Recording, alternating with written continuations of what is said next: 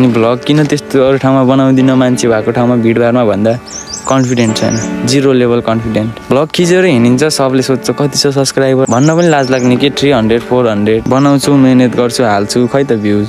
अस्ति video part 1 भनेर हाल्दै थिएँ, खै त्यसमा 50+ भ्युज छ। अनि के गर्ने है, 50+ भ्युजले त हामीले त्यत्रो मेहनत गरेको सबै आफ्नो मनै मर्दिन्छ क्या।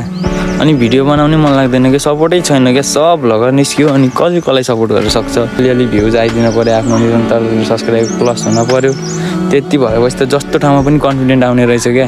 सब्सक्राइबर नभएपछि त भ्लग बनाउनु पनि कन्फिडेन्ट नआउने के, लाज लाग्ने छे त्यसले के भन्ने होला, यस्तो सब्सक्राइबर छैन, यस्तो दुःख गरी हिँडेको भन्ने हो कि यताउति भन्ने हो कि भन्ने एकदम लाज लाग्ने क्या। म चाहिँ त्यो पोइन्टले अगाडि बढ्न नसक्या हो क्या। अलिअलि सब्सक्राइबर भेटाएको भए, मैले अलिअलि भ्युज भेटाएको भए चाहिँ म अगाडि बढ्थेँ क्या।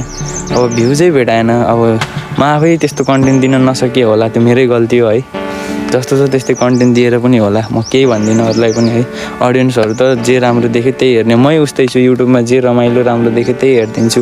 अब आफ्नो कोसिस बेस्ट गर्छु। मलाई कन्फिडेन्ट पनि एकदम 0 लेभलमा छ, कन्फिडेन्ट बढाउनु छ। म एकदम कन्फिडेन्ट बढाएर अगाडि बढ्छु भन्ने सोच राखेर अहिले चाहिँ फेरि भ्लग पुनः स्टार्ट गरेछु मैले। त्यही नै हो, म चाहिँ बस मेहनत गर्छु, मेहनत गर्न छोड्दिनँ। भर्खर स्टार्टिङ हो, अझै कति दुःख भोग्नै छ बाटोमा होइन।